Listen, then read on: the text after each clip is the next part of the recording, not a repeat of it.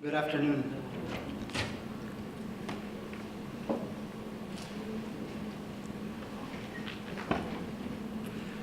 Good afternoon. I'd like to welcome you to our session titled Resilience in Water and Wastewater Systems, Reflections from the Middle East and North Africa. Before we begin, I would like to express my gratitude and sincere thanks to the conference organizers, ACWA, and of course to all of you for attending and participating in this session and also the discussions that are happening in other sessions. Before we begin, I would like to do a brief introduction to myself and the panelists up here with me.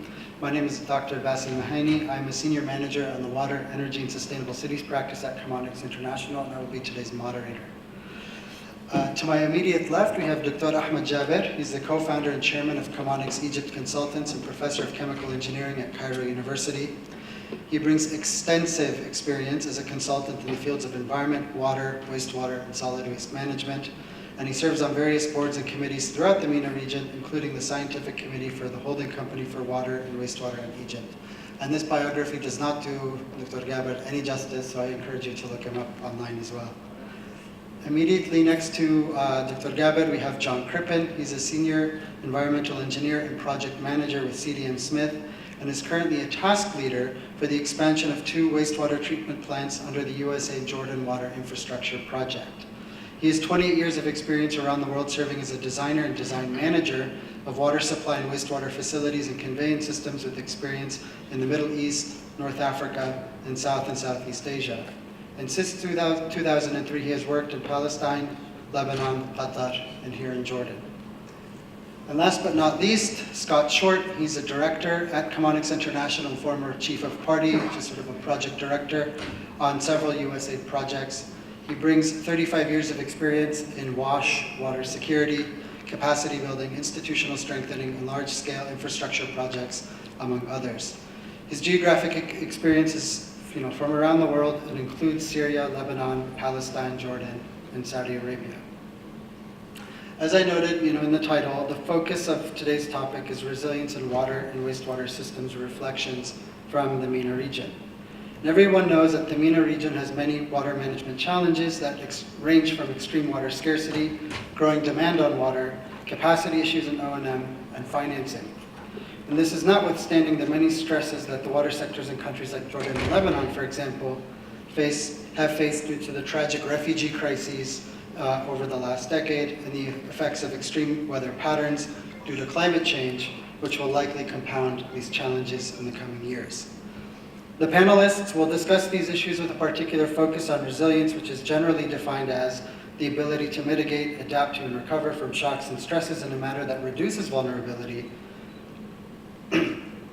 and maintain services in sustainable ways. Indeed, practitioners and academics alike have engaged in widespread debates over what resilience means, what it should look like, and what factors contribute to resilience. And this discussion aims to contribute to those discussions. In general, the panelists will address the following questions. Why should we think about resilience for water and wastewater services and infrastructure? How is resilience being addressed within the MENA context, and what lessons can we draw upon from outside the region? And what are important lessons learned, new approaches, and technologies we should consider? And I think what you will see is that each of the panelists will address these questions in their own unique way, drawing on their own unique examples. The order of the presentations, we will begin with Dr. Jaber, and then John Crippen, and then end with Scott Short. And then afterwards, we will have an opportunity for questions and answers. So we invite you to ask your questions to the panelists and share your thoughts. And with that, I will invite Dr. Jaber up to the stage.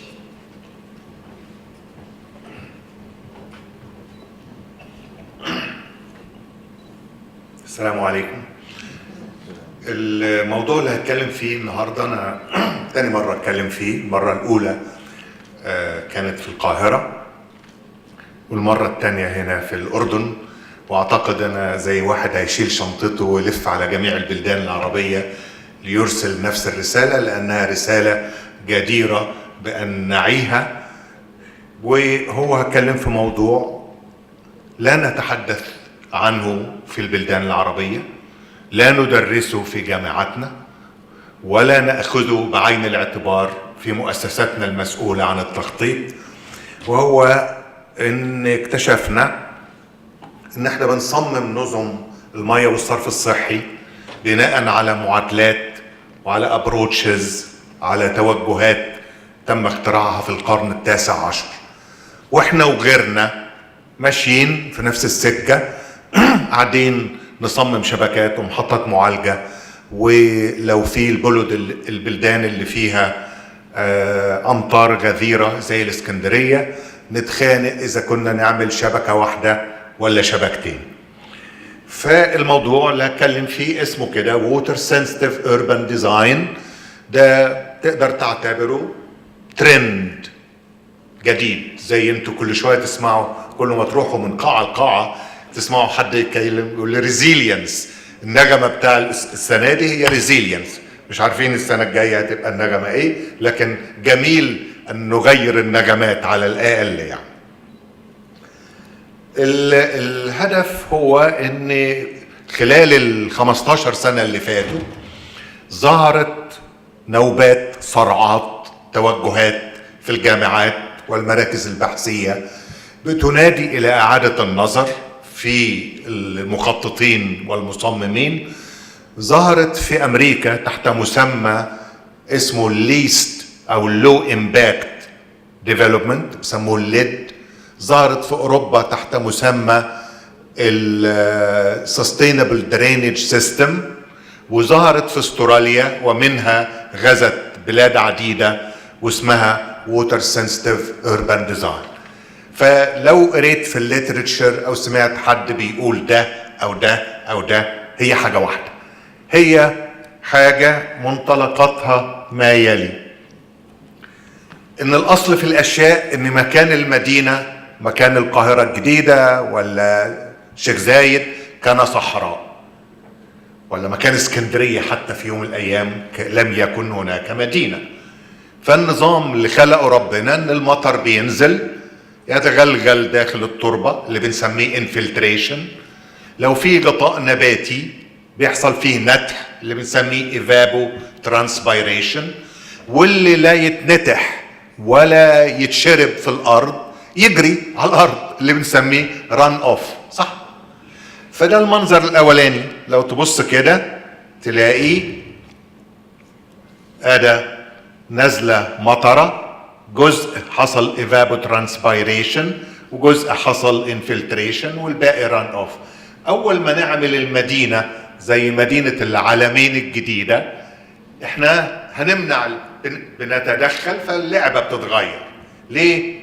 لأن الغطاء النباتي قليل، وبالتالي الإيفابوترانسبيريشن هيقل.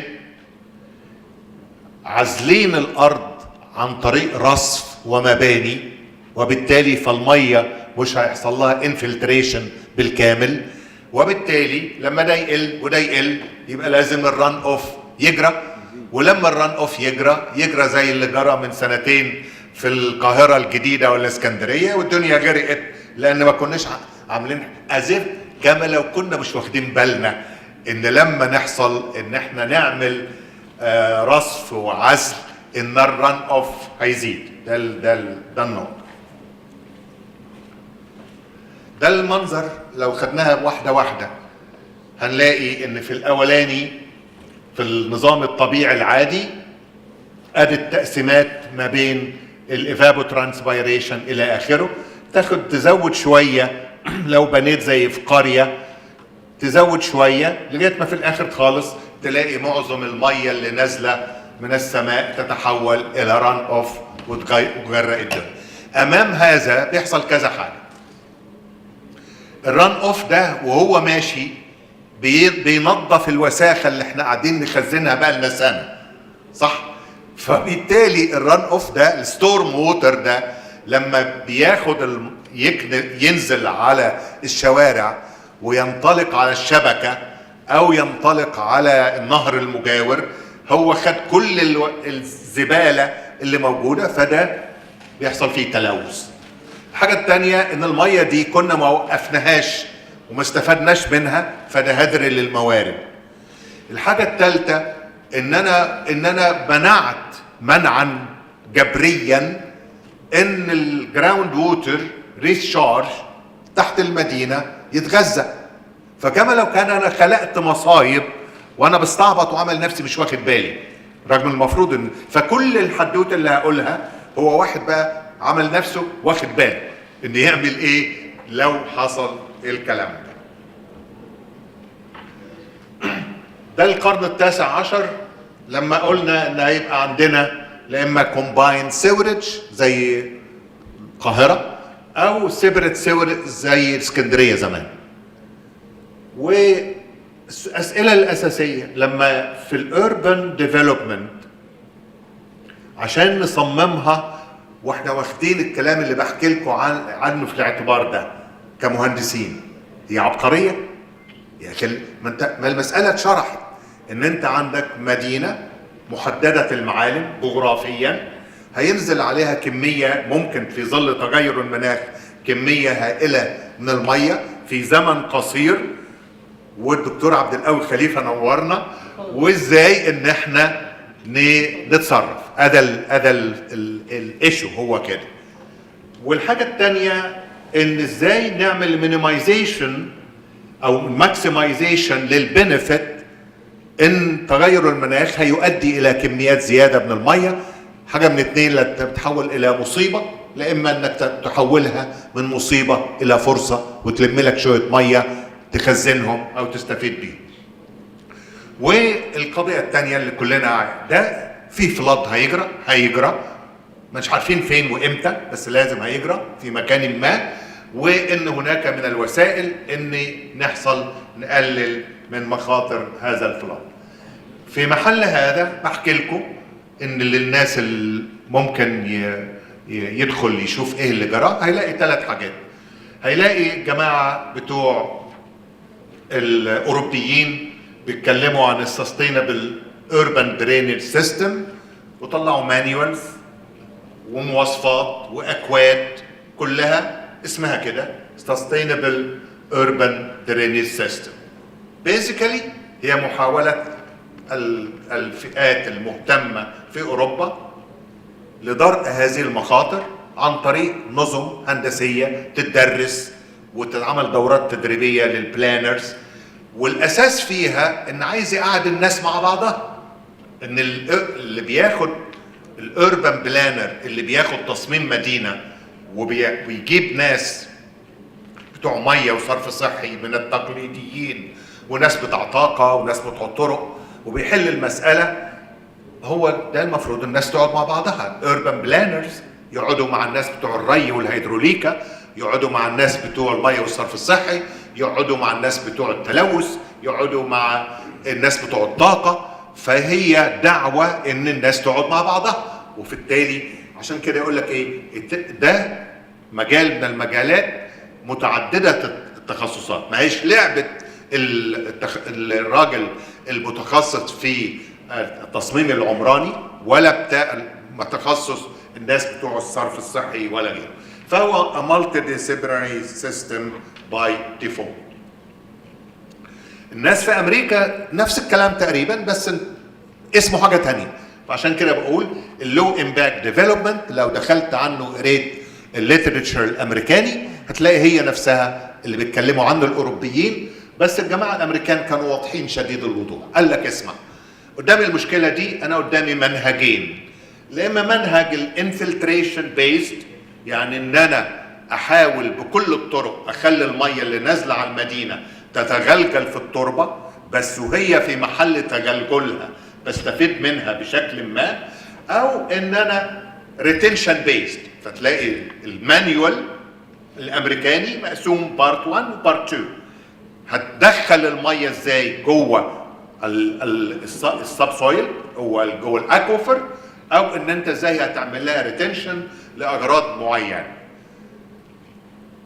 الجماعه الاستراليين هم اللي الفوا الترند ده وتطور تطورا رائعا. والحاجه اللطيفه ان كثير من الدول خدوا المنهج الاسترالي بتاع الووتر سنسيتيف اوربان ديزاين وطوعوه لظروفهم الخاصه. بمعنى تلاقي في الحاجات اللي انا حاططها وارجو ان الباوربوينت تبقى متاحه، تلاقي ان الجماعه بتوع جنوب افريقيا اللي عندهم ظروف مشابهه للظروف الموجوده في الاردن ومصر من حيث الووتر شورتج، خدوا المنهج الاسترالي وطوعوه ليناسب البلدان اللي فيها عندها شح في المياه. المهم تحول الى منهج متكامل، يعني ممكن يتدرس كورس في البوست جراد ولا في الاندر جراد ولا برنامج تدريبي نعلم الشباب يعني ايه ووتر سنسيتيف urban ديزاين. ده اهدافه، عايز يعمل فلاد كنترول، وعايز يعمل مانجمنت على الفلو، وعايز يحسن نوعيه المياه، وعايز يحسن امكانيات تو هارفست الميه النازله. بسرعه هوريكم الناس دي عملت ايه. ما هو تيبيكال مانيوال في الووتر سنسيتيف urban ديزاين ده 300 400 صفحه بيشرح التكنولوجيز والميثودولوجيز والديزاين كرايتيريا، بس كل حكايه احنا ما بندرسوش. يعني على مستوى مصر كلها بجامعاتها ال50 ولا ال40 احنا ما بنقومش بتدريس كده. اول حاجه بنتكلم على الديماند ريدكشن رغم انه مش في صلب الموضوع، لكن انا بعتبره في صلب الموضوع. وبعدين هتمسك بقى واحده واحده، كل واحده من السلايدز دول عباره عن مانيوال صغير، بس انا ملخصه in one slide. اول حاجه الحدوته بتاع الرين جاردنز، طلع زي الهوجه في كثير من البلاد يعمل رين جاردنز وحاطط الديزاين كرايتيريا. بيزيكالي انك تحول ميدان التحرير الى حديقه مستعده لاستقبال اي كميه من المياه تسقط عليها عشان تستوعبها وتدخلها سواء في عن طريق الترانس فابوريشن. الجرين روفز طبعا، جرين روفز بقى اوروبا كلها بتتكلم على الجرين روفز، وشركات تروح تعمل جرين روف، والنباتات ايه بتاع الجرين روف، ويعتمد على شكل المبنى. الرين ووتر هارفستنج حدوته، واعتقد الاردن فيها بعض التجارب عن الرين ووتر هارفستنج، ازاي تهارفست الرين ووتر وخد عندك كميه الديزاين كرايتيريا والتصميمات المختلفه. الالمان عاملين شغل كتير في البيفمنت البيرميبل، يعني الرصف بتاع الشوارع ما يبقاش امبيرمل، يبقى بيرمل، بحيث ان انت مصمم. تتخيل لو درسنا كورس لطلبه مدني عن تصميم الطرق المنفذه، وهيعملوا ازاي طبقه الاساس اللي بيقعدوا يدرسوا فيها 7 محاضرات عن ازاي يعمل طبقه اساس عشان يحط عليها طبقه امبيرميبل، مش كده؟ عشان يحطها الرصف وطبقات الرصف. فانت عايز تعلمه يعمل طريق بيرميبل، ان الميه تنزل الى تحت منه مش فوق منه. في انفلتريشن ترنشز حدوته، في الفلتر درينز زي ما انتم شايفين الصوره بتاعتها. البايو ريتنشن، ان انت ازاي تعمل ستراكشرز تو ريتين الووتر، تصميمها ازاي، ده ريتنشن. السوالز دي ازاي تعمل مجاري، ده يعني على يمين لك اتكلم الطريق الدائري في مصر، وعلى يمينه وشماله عملوا حاجات زي دي عشان لو نزلت الميه، حصل انها نزلت، ينزل على السوالز وتروح بدل ما الطريق هيغرق. لو فاكرين الحادثه الشهيره، الست اللي كانت محجوزه على الطريق وبتكلم وجت على التلفزيون وكل حته انها محبوسه يا ولادها لغايه الساعه 5 الصبحيه. الريلز ده انذر ديزاين. الريتنشن بونز، ازاي تعمل بونز. انفلتريشن بيزنز، ده حدوته كبيره. ديتنشن بونز غير الريتنشن بونز، ده ان ده معمول لها ديتنشن فور شورت بيريود اوف تايم، الثانيه بتعمل ديتنشن فور لونج بيريود اوف تايم، كل واحده لها تصميم. الويت لاند حدوته كبيره جدا، لو عندك ارض تعمل ويت لاند عشان تستفيد من الميه، ده حدوته جميله جدا جدا جدا.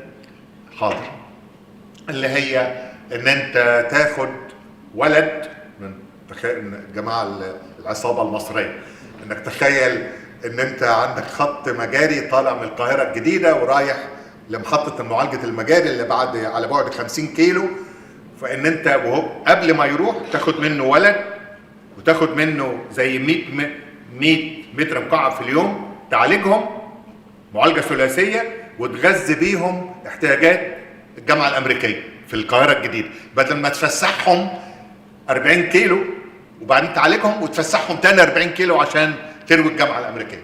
فانا بتكلم امثله، معلش هي شديده المصريه بس هو اللي حصل كده. دكتور احمد، الولد دي هتلخبط الدنيا. ليه؟ كلمة ولد صح معلش. فرع فرع. تفريع. المهم مش هدخل في التفاصيل، لكن في نهايه المطاف بقول للشباب اللي حاضرين انا بتكلم على a new technology, a new approach. اللي هيشيله هو الشباب، فلازم يذاكروا.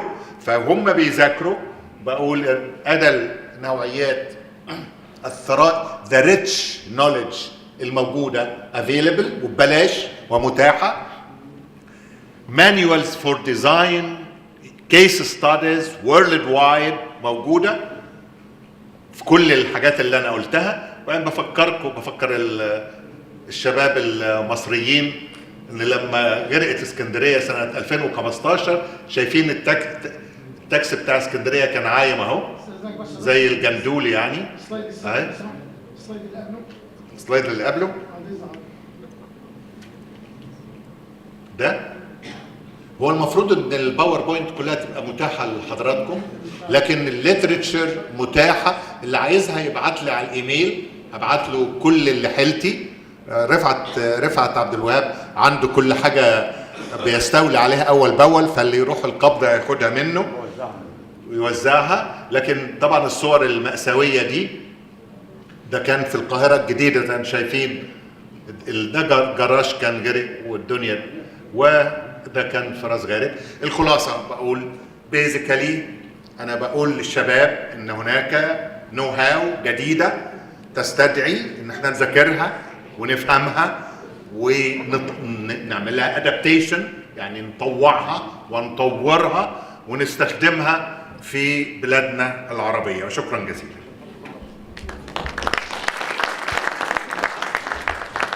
شكرا دكتور. Up next we have John Crippen from CDM Smith.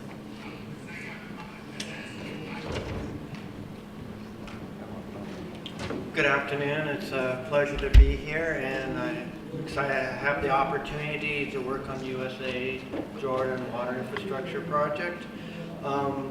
So, pointers here. So, my talk is, I'm a design engineer, although I've had a lot of experience overseas. I look at things from a design engineer, as a design engineer, and so my presentation will be a little bit from that angle. So first of all, just start out a little bit with a little bit of what I see as resilience and how it applies to our sector here. Then I'm going to go into a number of cases. The first two cases are actually from climate zones that are classified as temperate rainforests. But they are very good examples of resilience that I think can be applied to this region as well. And the other three cases I'll discuss are from this region, mainly Lebanon and Jordan as well. And then I'll just round up at the end. Oops. There we go. So what is resilience? There are a lot of definitions from it. You know, the main one is mitigation to vulnerability, also referred to as technical resilience. That is hardening your infrastructure, having your systems in place to deal with man-made and natural disasters that come about. The other part of it is resilience adaptation to change. And this is more so valid nowadays in the climate change environment, but that's also related to organizational resilience. So adapting to the environment that you can't always design into a project. You need to have the people to do that.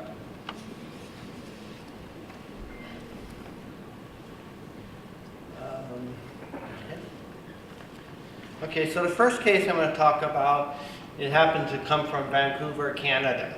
Now, in this case, Canada has always been proactive in dealing with climate change and resilience issues. In 2015, the building code came out with a new requirement, which they called post-disaster performance, which essentially said that major infrastructure has to be functional following a disaster.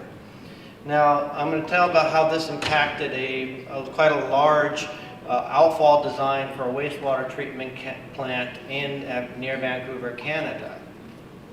So, and I think the point you want to take here is when you're making policies regarding resilience, they have significant downstream impacts that need to be considered. And in this case, it had both a technical challenge, but a substantial financial impact as well. So in this case, Annis's Island Wastewater Treatment Plant is located in the middle of the Fraser River on an island that is essentially a sand deposit. And the disaster identified for this area was what they call a Cascadia zone seismic event, an earthquake. And the soils are highly liquefiable, which means that they're going to have substantial displacement. So our challenge was to build, Anyway, I'll just go on to the next one. There we go. So we are basically, as you see from the map, there's wastewater treatment plants in the middle of the island. It was built back in the 1970s when there was nothing on the island. It's since built up, and we had to get the soil, the effluent, at 25 cubic meters per second down to the Fraser River. Because these soils were, and so they had two challenges on this. One was global sea level rise associated with climate change, and we had to deal with 1 meter of sea level rise event. That was technically a challenge, but we addressed that by having a future provision for installing a pump station in one of the outfall shafts. So that was one sort of anticipating the resilience that would need to take place. The big impact on this project was the soils displacement. We were experiencing some areas, particularly down near the river, if deformation of soils, basically 1.5 meters horizontally and like 600 millimeters vertically. So when you build something that you want to stand still, that becomes a problem. So basically what we ended up doing was doing a 5-meter diameter tunnel 30 meters below the surface through the sand and having a number of riser shafts connected to the plant. And then down in the river, the riser shaft that came up through the river bottom had to be designed to be pinned to the subsoil. So in event of sliding, which would go down, it would pull apart that tunnel. And then we had to design and have a special Japanese product for seismic events on the diffuser pipelines. So these are all infrastructure projects. I don't know how much is added to the overall cost of the project because there was not an analysis done on the alternative of no post-disaster performance. But it's easily 20 to 40% additional cost on this project.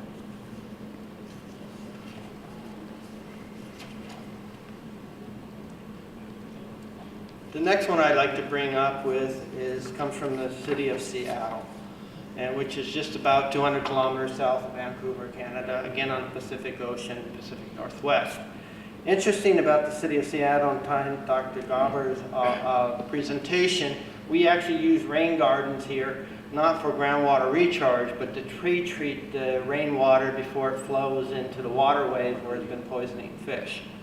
So, but Seattle City is home to a large number of companies, including Boeing, Amazon, Microsoft, and stuff. It's a booming city. And between the 1990 and 2017, it's grown in population by 40%.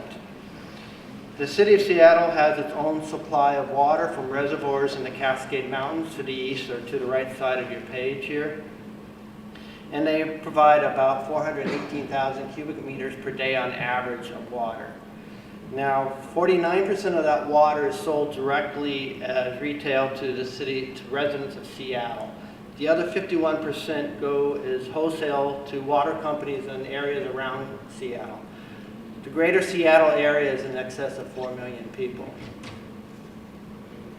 So in the 1990s, the city of Seattle implemented a water conservation program. And the next slide, I'll show you what was it about. So the slide on the right, you'll see the black line coming up there. This is from a Seattle Public Utility publication. Their water increases, doesn't work. But that black line there, you'll see in the 1990s was a sharp increase in the water usage.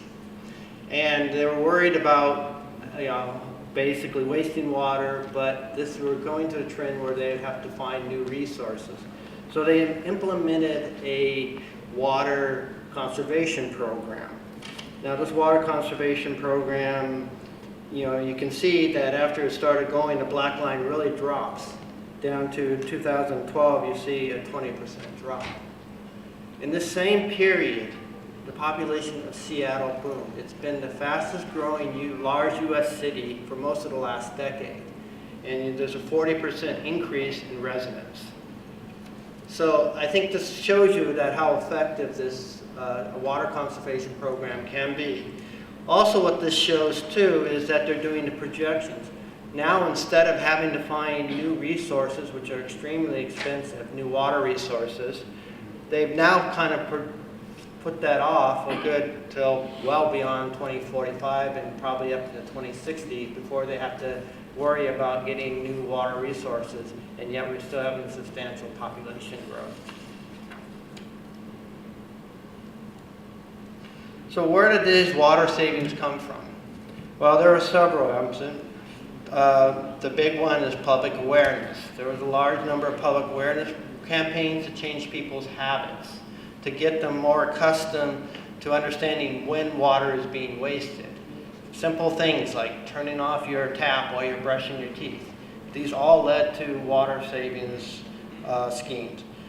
Another big contribution of where the water savings plan came from was replacing old water-heavy fixtures with low flush toilets, low flow shower heads, that kind of stuff. But then there was a substantial investment in asset management to better run the infrastructure, to better respond to leaks and repairs and everything. So that was a big identification, and that led to a lot of reduction in the non-revenue waters. So I think the big lessons from this example, is that they actually they were able to find additional water resources within their existing system by implementing these conservation programs. And I think that's a big takeaway back. And it also allowed them to put that money into sustaining the system instead of spending it to find new water resources.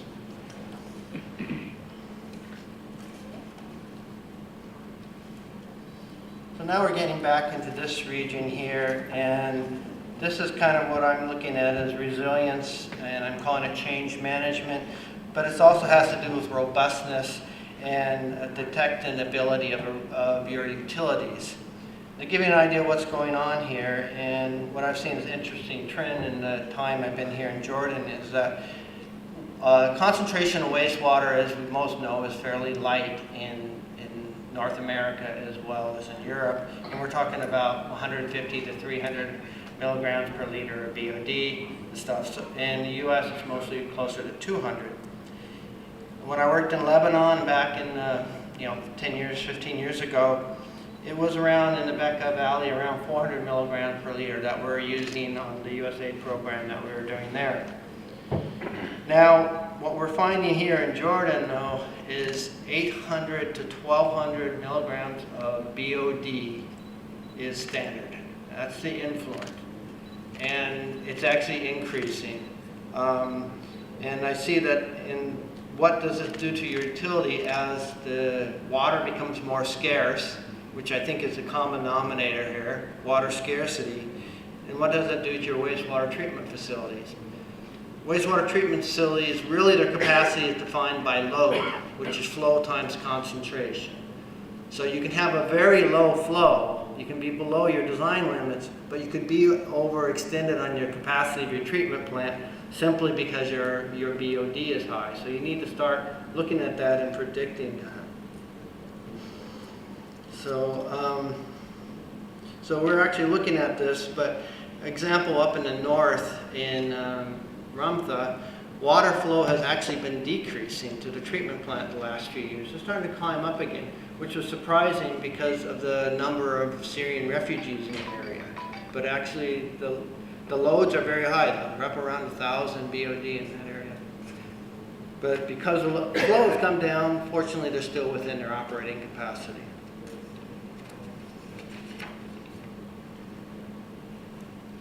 Another way of looking at it is, of course, through design. And being a design engineer, this is where I am.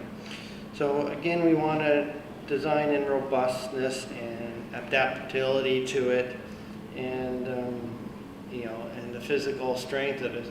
So this is a project that we did back in 2004. It's another USA-funded project in Lebanon.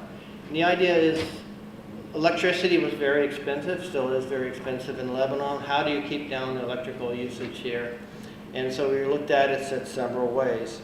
And then, of course, in this case, you can see the front one is, you know, we approached this with 3 criteria. We had to have relatively small footprint because the land was expensive. We could only get so much land, which that would unfortunately put out land base like ponds and stuff. Then we wanted to minimize O&M from 2 aspects. Energy, of course, is a big one. The other aspect of it is, you know, being simple to operate. If you know, making a technology suitable for the local operators and stuff. And then, of course, we're bringing in new technologies if we can. So here we're doing primary sedimentation. Again, that removes 30 to 50% of your BOD right up front. And that was put into an anaerobic digester. Next thing we follow is trickling filters. Trickling filters are an old technology. They have a bad rap because there have been a lot of bad designs, but then it's been around 100 years.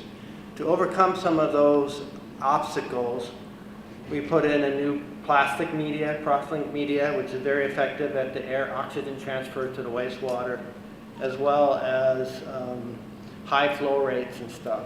What makes this simple is it just pumping the water. Everybody understands how pumps work. There's no blowers, there's no other equipment. It's a fairly straightforward, simple technology. And also because these plants are relatively small, you can't see it here very well. On the, I guess the pointer doesn't work. We have these static screens for doing the pre-screening, which are kind of nifty. They come from the food industry, okay, and they come from the food industry, and the water just flows down the top, and the screening just flow off the end of it. So we ended up building 3 of these plants in Lebanon and Bekaa Valley. The next one here, just a little bit, is the resilience and infrastructure planning. It also brings up one of the big limitations in resilience, which is finance.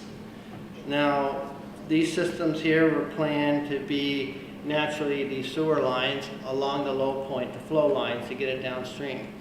Cost-wise, they ended up being put in the river. This is a very common scene throughout the region where the sewer lines are put right into the river. That creates a key vulnerability point, but also it makes operating your wastewater treatment plants very difficult. In the summertime, you get a lot of fresh water, in the wintertime, you get a lot of water into diluting your strength of your wastewater, which makes it hard to treat. The summertime, it all leaks out. So I think this is just an example of where we need to think about planning, but we also need to think about the financial resources that are required, necessary to do proper resilience in our systems. And my last slide here is this figure that I found in a publication which I thought was quite good. And it shows you the cycle of resilience. Now this comes out of the crisis response thing, but I think it's appropriate for infrastructure development as well. And so your first phase is preparedness, your design, your technical aspect. Then your disaster, your disruption that happens, you adapt, you get to that, and you respond to your disaster. And then after your disaster is over, you go into your recovery mode, where you're using both your technical and organizational behaviors, and you come around to your adaptation. Once you complete that cycle, you've increased the resilience of your infrastructure. So I think a key component here is not only the technical aspect, but you really need to focus on the organizational, what the people do, so they know how to respond to these changes in their system. That's it.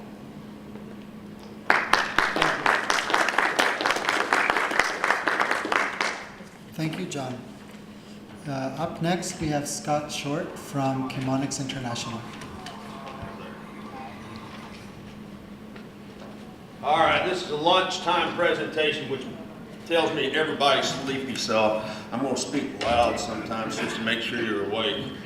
I'm a retired Army officer, and I'm used to teaching and briefing a bunch of bored soldiers, so I may revert back to some of those techniques, and excuse me if I do. But no, it's a great honor to be here today to talk to you. And first thing I'll say is that I cannot compare to the expertise and the experience that you have in your own region. But what I hope to do is share some of my experience, and hopefully it matches some of the problems and challenges and solutions you've faced in your career working in the region. And hopefully we share some of that same ideas. Today I'm going to talk about mostly 3 projects that I've worked on. 2 are directly in the region. One is in Ethiopia in the lowlands, which is very desert, very arid, and actually the population there is Muslim. So I think there's some direct reflections from that area to the area that we're talking about during this conference.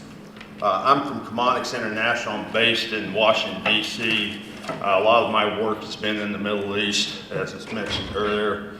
And then I've worked some other warm places like Alaska and Afghanistan too. So it's been a little varied career, but it's really great to be here and to talk to such a bright crowd. Let me see if I can figure this out. Which way we need to point? Is it dead? Huh?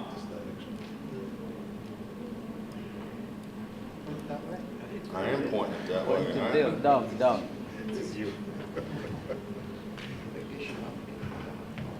I'm hitting it wrong. Maybe I'm hitting it wrong. Oh, I guess there's a difference between up and down on these things, okay? Today's discussion, I'm going to hopefully address the questions that Bassel talked about earlier. I'm going to talk a little bit about the definition of resiliency and sustainability. I really think that the 2 have different definitions, but I think they're very integrated when we need to address them when we're talking about water systems. Then I'll talk about some of my personal experience from 3 specific projects, and then what some of the common takeaways and lessons are from those experiences. All right, got it down. These are the questions that Bassel kind of presented to the group at the beginning that all 3 of us hope to address through today's presentation and discussion. I wanted to quickly go through some of these definitions. I'll do it quickly. You know, this whole conference has talked about resiliency, but I think you've seen sustainability addressed. There's a lot of different definitions, but most of them, you know, have common ties.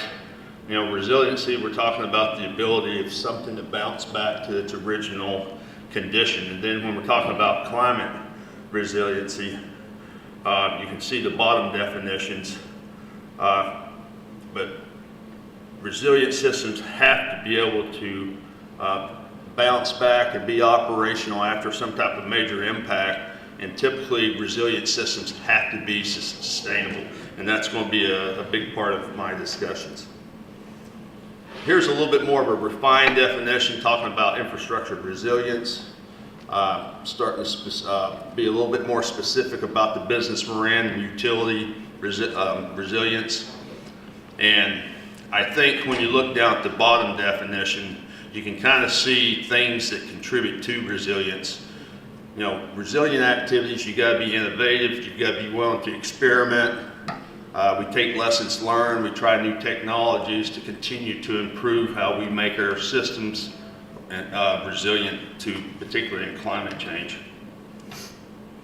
And here's a few definitions about sustainability. I'd like you to focus on the last half of the slide. When you look at the determinants of sustainability, it talks about pre-implementation, it talks about community participation, technology selection, site selection, and construction quality and training.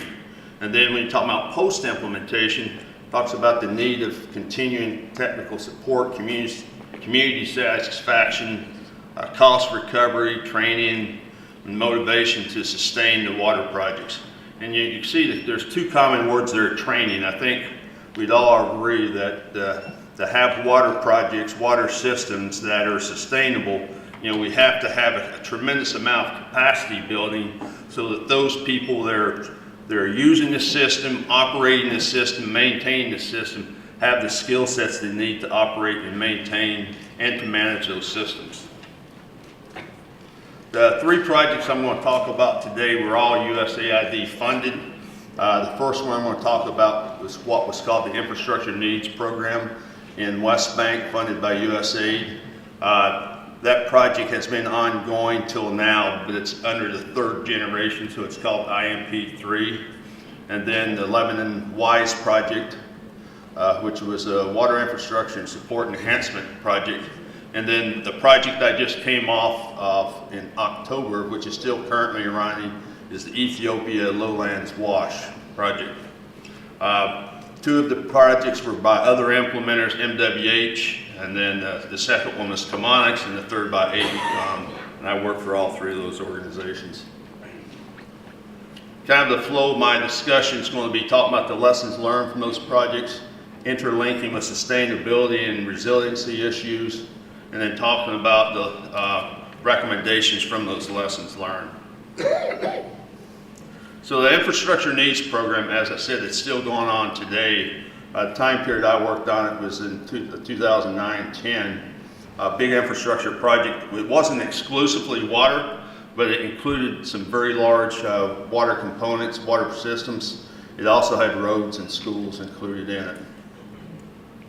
And this is a list of the types of water projects that we did in the IMP. Reservoirs, rehabilitation, building new ones, drilling new wells, rehabilitating wells, just your typical kind of water system, water infrastructure type of projects. This is some of the key lessons I thought that might be applicable from my experience on that project is that, the training that comes out of these projects, the training that's provided as part of these projects is very important to the organizations, obviously, that have to manage and operate those systems. And I think sometimes that when we're doing construction planning, that we don't put enough emphasis on the capacity building. And I think that's something that we need to continue to look into the future and how we improve it and make that a bigger part of the project. And I think when it comes to, the capacity building water systems, we have to be thinking all the time, but there's always a rotation of staff. I've worked for the government, and I know sometimes when you get the best staff, they leave and go to the private sector, and it leaves a void in your capacity. So we have to have ongoing capacity building regularly. It can't be done once in a while. I think we've just got to anticipate you're going to be losing some of your staff members from time to time, and you've got to have an aggressive training program to keep your human assets trained as they need to be to adequately operate the system. And then what's important is we build these water systems or have big rehabilitation projects, that training on those systems incorporated into those projects. One other issue I've seen is where there's often inadequate funds dedicated toward the operation and maintenance of existing systems, and often there's a big focus on building new systems. You don't get as much glory and advertisement often from rebuilding something as you do from building something brand new, but I think we've got to keep a focus on the systems that we already have in place and balance the funds that are spent taking care of what we have right now versus building new systems. It has to be a well thought out, well managed considerations, but we've got to be very careful not to focus too much on only building the new systems and forgetting about the ones we have in place. And then the last point I want to hit on this slide is, one thing I've learned is the importance of asset inventory and asset management. And really, I think when we're talking about waters management, the asset inventory is really 2 types of assets. One, knowing your human assets, what's their capabilities, what's their training levels, and that ties back to the training that's needed to keep them proficient and to help them grow. But then also we've got to understand what you're responsible to manage. And I've worked in some places where there's not a good asset management, there's not a good knowledge of the systems that you're responsible to manage, and it makes it very difficult to make informed decisions. So I want to talk about asset management a bit as I talk through the other projects, but I think this is a topic that needs a lot of attention, and it's not a simple topic, and you know, it's a subject that takes a lot of time and effort, and it's a never-ending process, as I think many of you know when you're talking about asset management. It's a process that you've got to continue to build and improve with time so it adapts to the system that you have.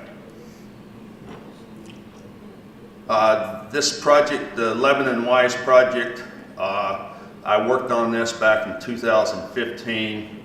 We supported the water establishments, all 4 throughout Lebanon, and we actually did infrastructure. Then we also did aspects of work that were water metering and tariff improvement and collection throughout the 4 water establishments.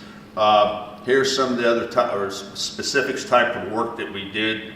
You know, new reservoirs, rehabbing existing reservoirs, building distribution systems. There was quite a bit of equipment purchased for the water establishments. Part of that was focusing to help adapt to the large number of refugees that had been moving into Lebanon.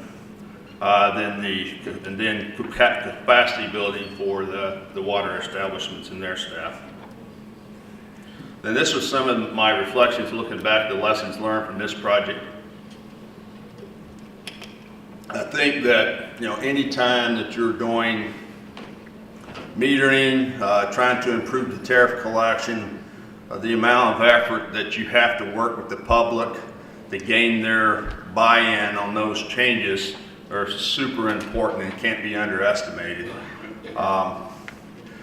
The water metering that we did was for individual homes and businesses, and what we found on that project was that before we could even start work on the metering, we had to basically rebuild the customer databases to understand whose water we were actually metering, because what we found is that often the customer databases unintentionally but often become very outdated with time, and it takes a significant effort to go out and actually ground survey to see who the customers actually are before you start putting in meters. And again, getting the owner, the water project owner involvement, such as the water establishment at the very beginning of the project, is key to make sure that this is their system. They understand that their input is provided from the very beginning, from the planning to the end when you're doing the operation, maintenance, training, and turnover. One particular problem that we focused or had in southern Lebanon was a fluctuating power supply, and I know that made the South Lebanon water establishment's life very difficult, particularly on the major pump stations. When you had fluctuating power supplies, commercial power coming in, it really played a hard time on the pumps and the control equipment, which often ended up shortening the life of that very expensive equipment. But it was a situation that was really out of their hands to control. And I think on that project too is, again, the capacity building could have been at a larger level. This is the last project that came off just recently, as I mentioned, in October. It's called the Ethiopian Lowland Wash Project. A big part of this project was building water systems in the lowlands of Ethiopia, which are defined as below 1,500 meters. This took place in Somalia and Afar region and SMPR region. And the area that we were working was very arid, very desert-like, and many of the systems we were building were quite remote. So they had to have some kind of an independent power source, and often it's either a generator or solar power.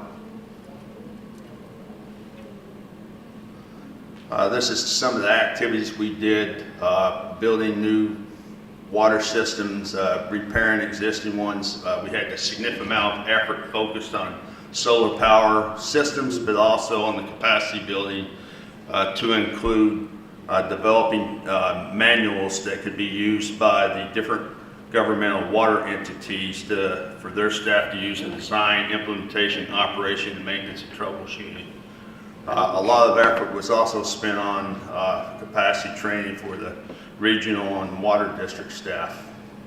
And one other aspect of that project, which I thought was very useful, because in Ethiopia they did not have national or regional standards on rural water systems. We spent a lot of effort developing the engineering standards, the plans and specs, and BOQs that could be used by the governmental organizations in their design of these facilities, which would help them quicker design these water facilities and also reduce design cost. Some of the things we also used on this project, we used a lot of simple tools to help collect data that was missing. Ultrasonic flow meters, ultrasonic depth meters, infrared temperature gauges, a lot of field testing kits. What we found as a big problem was that there was a big lack of information on the water system. There were no flow meters, there were no pressure gauges, so the regional water authorities we were working with often simply didn't know much about the characteristics of these water systems. And we were doing field work with them, with their staff, training them to use this equipment so they could better collect information about the systems. We also used remote sensors on motorized borehole systems so that we could remotely monitor if systems were working or not, and to collect some basic information on these systems. Just a few pictures. The work in Ethiopia, systems were very remote, very simple, and in very austere conditions. Some of these locations were 800 kilometers away from the capital city. So some of the challenges of running these systems was that you had communities trying to operate these that didn't necessarily have the training and skill sets to run these systems, which would often run into problems that they wouldn't be properly operated and maintained. This is some of the key points I learned from the Lowland Wash Project. Again, the asset inventory and the asset management is a very important process that we were spending a lot of time working with the regional water organizations to help improve their ability to understand and manage their system. I think the item number 3 is a really important one. I think worldwide there's been a significant amount of effort to push responsibility down the small water systems to run their systems, but what's really important is to be able to understand and know what their capability is to operate those systems. If you decentralize those responsibilities down to small community systems and they don't have the proper training and capability to run those systems, you know, the likelihood that those systems are not going to be properly maintained is going to be quite high. And one last point off of this is on these remote systems, what we found that they were often designed for expanded use in the future with population growth. But what we found is that when you design systems too big and they're underutilized in the early days, as you know, if you're running a generator at partial capacity, it has a wear and tear on the generator that will reduce its life expectancy. So trying to find a proper design criteria when you're building for the future and not oversizing it for the initial use days is very important. These are some of the common threads on from these projects as it pertains to resiliency and sustainability. Again, as I mentioned, that the communities and water agencies, that first they must be given the ownership, and the ownership, bringing them into the projects early and getting their ownership and buying the projects is very important. The capacity building cannot be undervalued. I think that, you know, any projects we do, particularly infrastructure or systems improvement, you know, the capacity building must be a very focused and deliberate effort, not a secondary or tertiary effort. What we also found from some of these projects is solar power for off-grid systems with technologies today is an extremely viable solution as a power source for these water systems.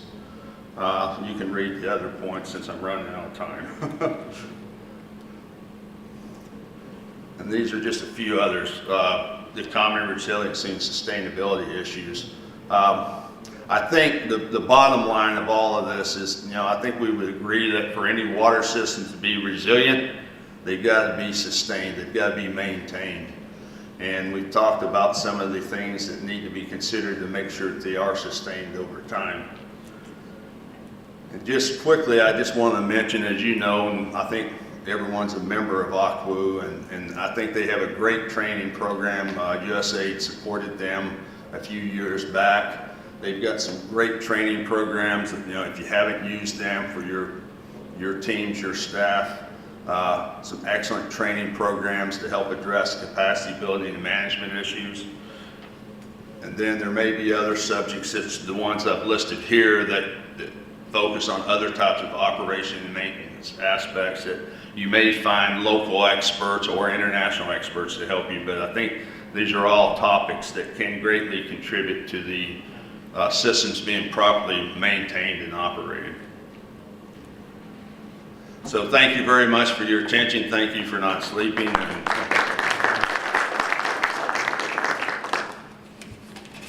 Thank you, Scott.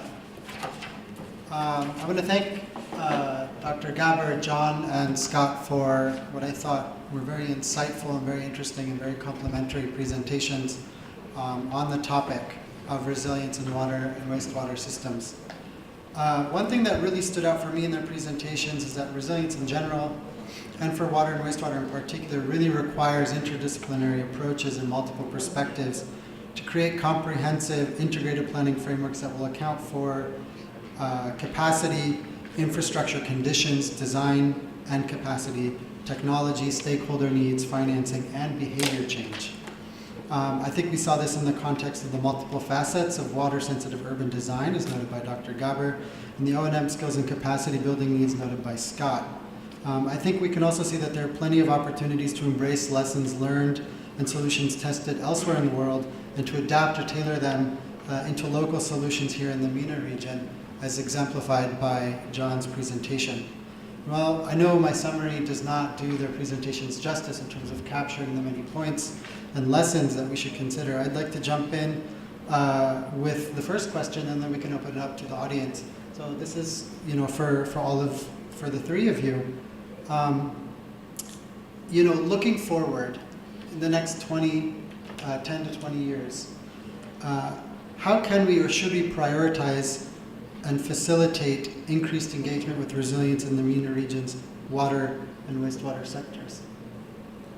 And it's open, whoever wants to take a shot and respond. Let's go first. I think one way we need to look at is, and this has become more evident recently with the Syrian crisis, is more interaction between those who do development and those who do emergency responses. And it was discussed this morning as well in the presentation next door. In the cases that I can see is in Lebanon, I was in a program that was started before the Syrian crisis took off, and then it took off during that place.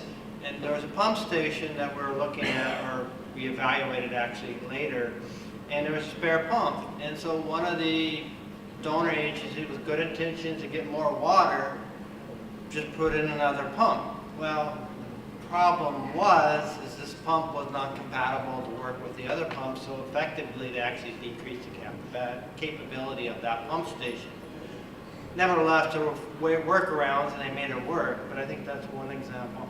Another one, in coming out of the Lebanon crisis from the Civil War, there was a number of wells, and South Lebanon still has some issues involved, but there was just a huge replacement of well pumps in all these wells. And there's a program, they wanted to replace 60 pumps. I said, well, wait a minute, why are these pumps failing? They should last years, they shouldn't last 6 months.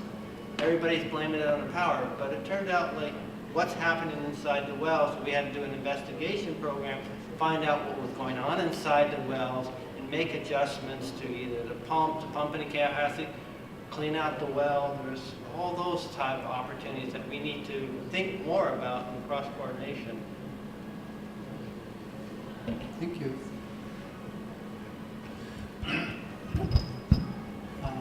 Dr. Gabbard. اوكي. بعتقد ان في مستويين في التعامل مع المسائل الكثيرة اللي قاعدين نسمع عليها التي تستوجب ادخال مفهوم الاستدامة السستينابيليتي او مفهوم الريزيلينس اللي هو القدرة على صد الصدمات المفاجئة ايا كان حجمها.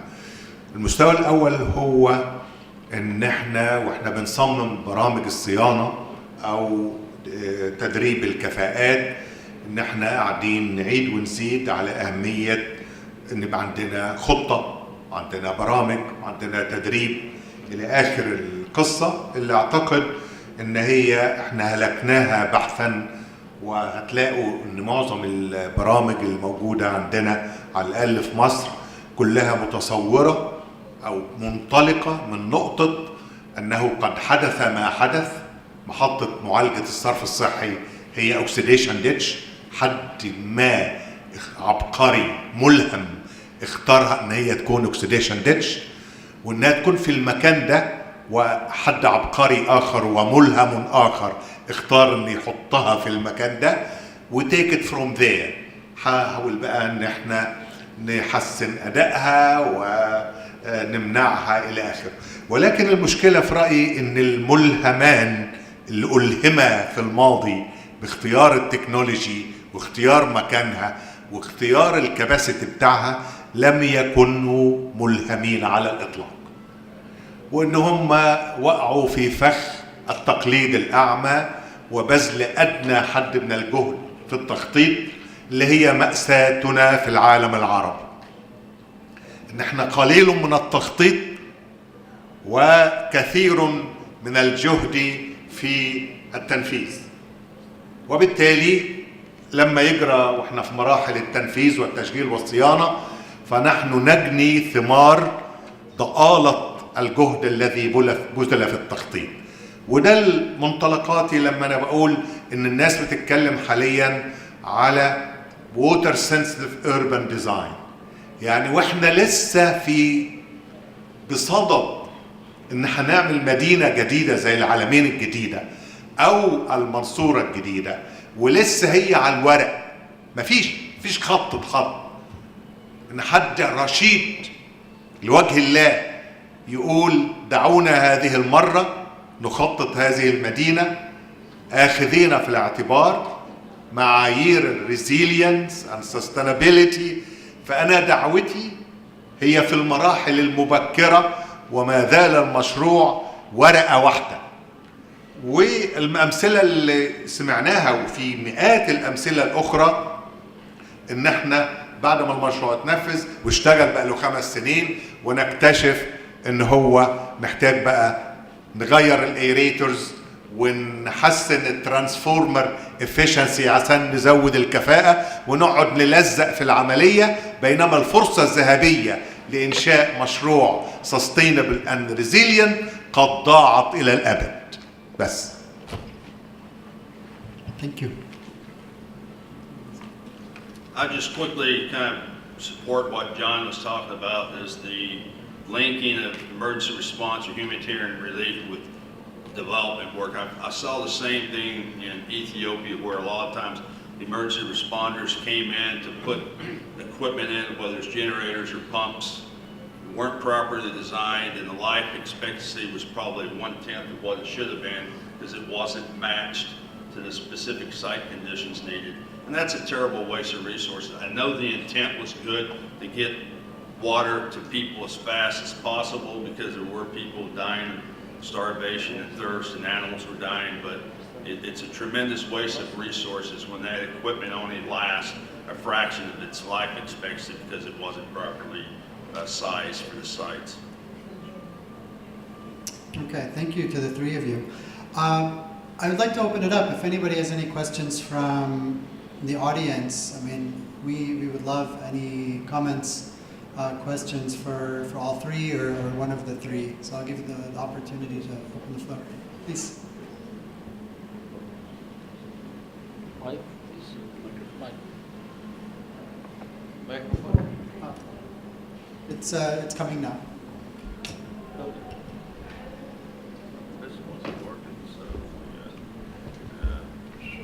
شكرا.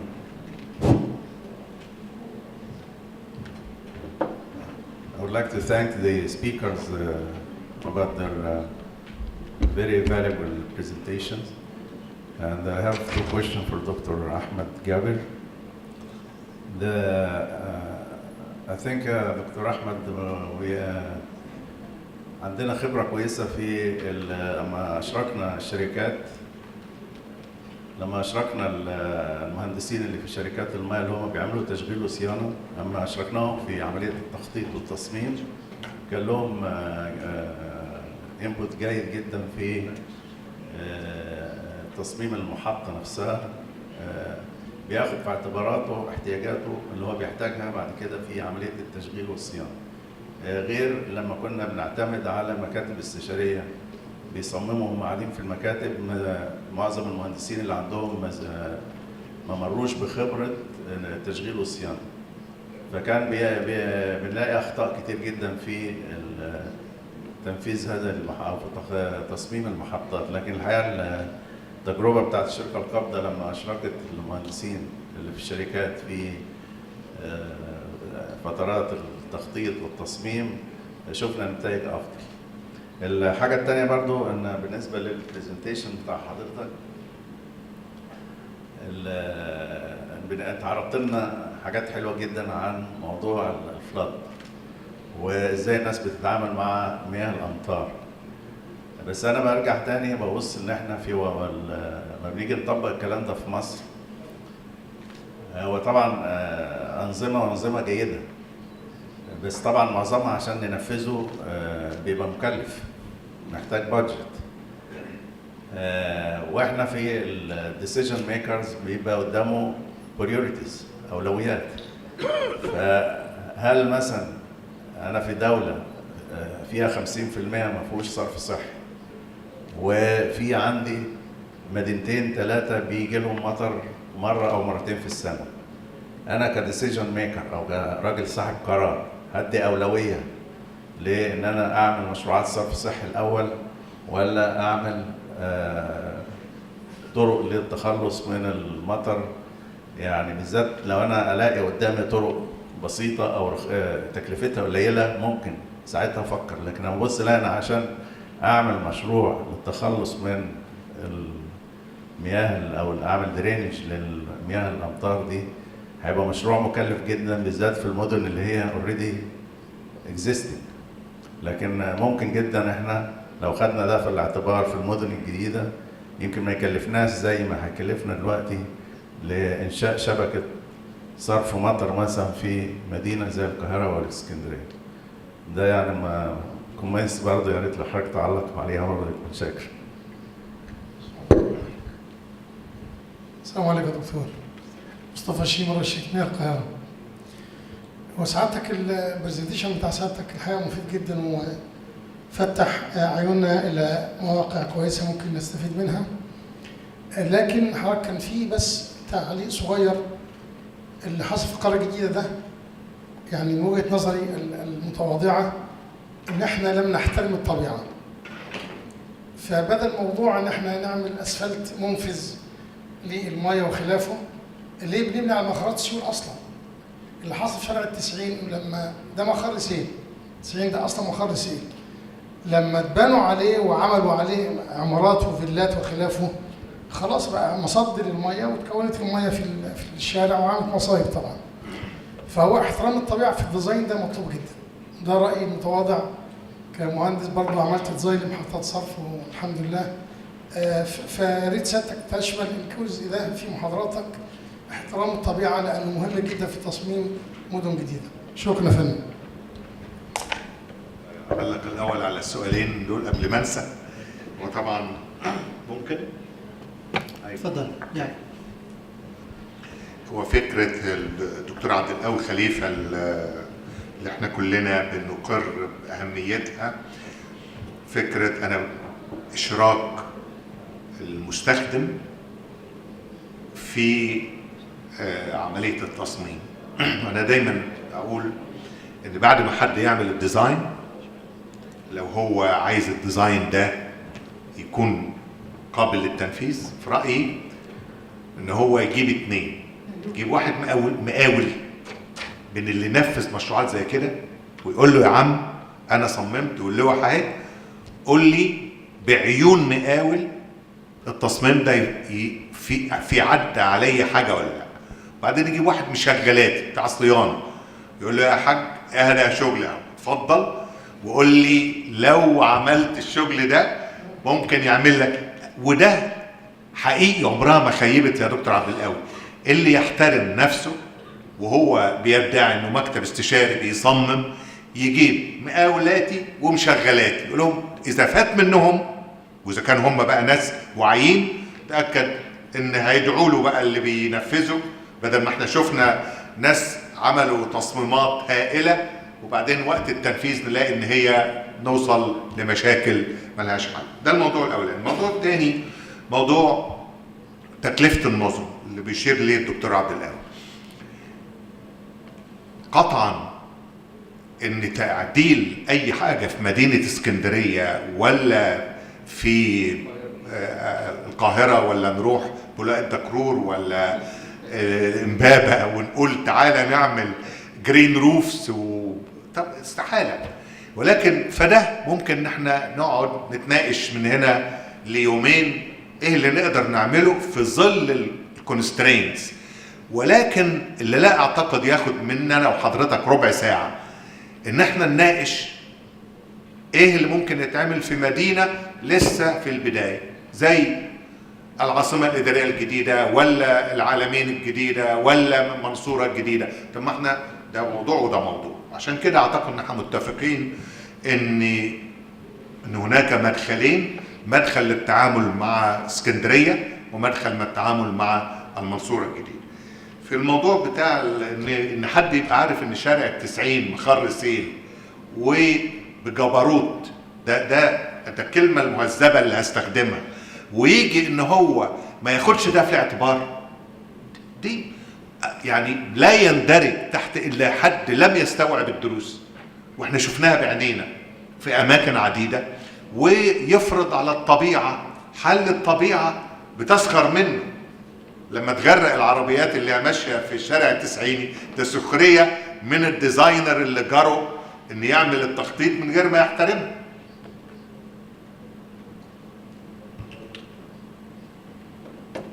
Thank you, Doctor. In light of time, I want to ask one last quick question. Given the complexity of these issues, what type of collaboration and coordination is required among the stakeholders, and who are the stakeholders who should be involved in these discussions?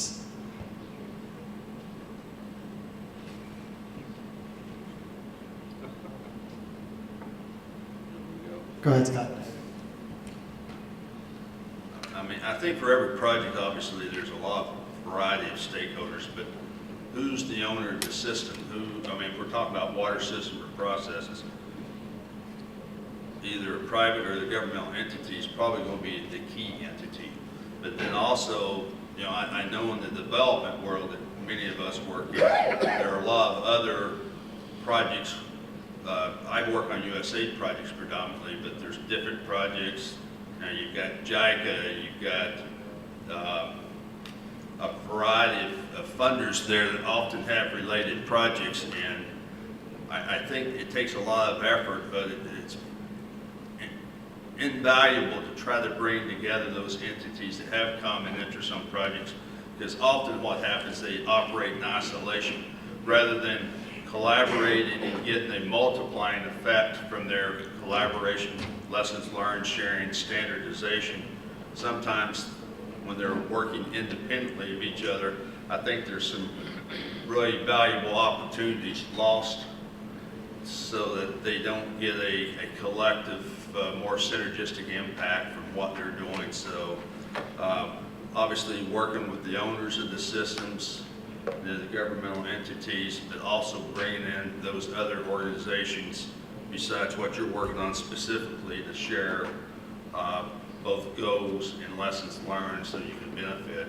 because sometimes the lessons we learned are negative and the costs are expensive. If we could, on one particular project, share those lessons with someone else, it could certainly help them avoid wasting invaluable funds and spending them on things that work best.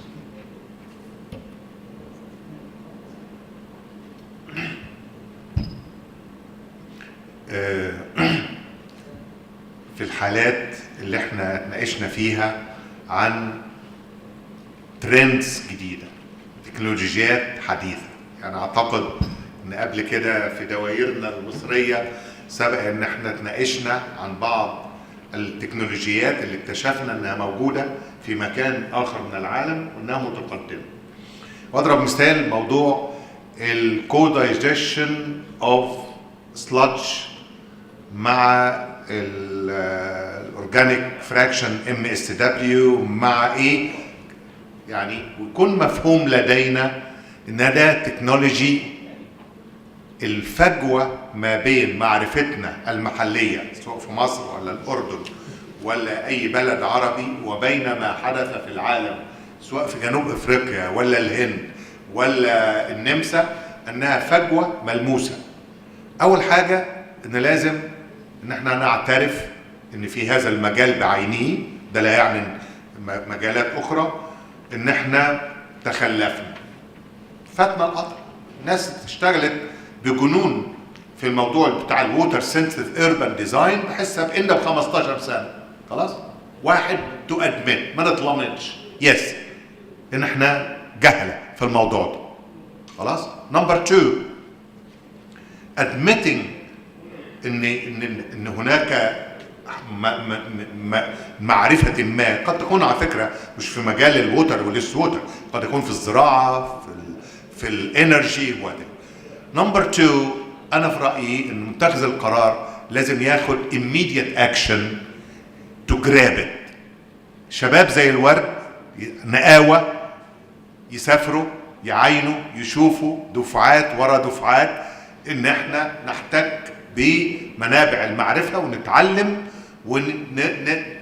نمرة 2 اول ما يبقى عندنا الكلام ده ان احنا نبدأ نهضمه ونطوره ويبقى عندنا اور اون. عشان كده بقول في الموضوع ده هي فكرة نقطة البداية في الانتر اكشن الايجابي ومتخذ قرار رشيد، فاهم ان هناك فجوات معرفية بتجري بيننا وبين اماكن اخرى من العالم. وعلى فكرة في مجال معين اللي هو مجال البيروليسيس بتاع السوليد ويست، الامريكان اعترفوا ان الفرق في المعرفي ما بينهم وبين اليابانيين شاسع، فقامت بعثة من الخبراء الامريكان راحت بمنتهى التواضع تتعلم من اليابانيين فن البيروليسيس، لان دول سبقوا امريكا ب5 سنوات. اقصد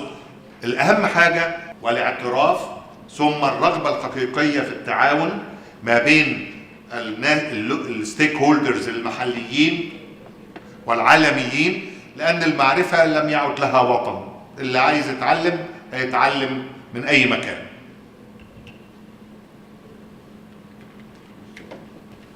Thank you. I'll give you can you do 30 seconds? Okay. The last comment, and then we'll thank the speakers one last time. رفعت عبد الوهاب، شركة القبضة للمياه والشرب والصرف الصحي. طبعا بالنسبة للتغيير أو الرسالة للتغيير ما زالت، وأنا بتكلم عن مصر والدول العربية، ما زال صعب التغيير. احنا طبعا بننتهج فكرة المألوف والمعروف، اما احنا عايزين نغير سواء في الصرف الصحي، سواء في التحلية، سواء في المية، ما زالت فكرة ان انا مش عايز اغير، انا هشتغل باللي انا عرفته. هذه رسالة لابد ان هي نشوف لها حل ازاي نغيرها. شكرا جزيلا. Thank you. And I think that's a really important point because change is scary. Change is.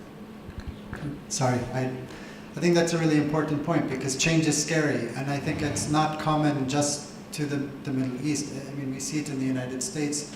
It's all around the world. If it's a political change, it's change in systems, change in governance. I want to thank Dr. Gabbard, John, and Scott once again for what I thought were really engaging and interesting presentations and responses to the questions, and also to the questions from the audience. So please, one more time, a round of applause. And we will be around if you want to continue the conversation. I know that there are more points to discuss, and there's a lot to discuss. So please feel free to come find us, and we'll be happy to continue chatting. Thank you.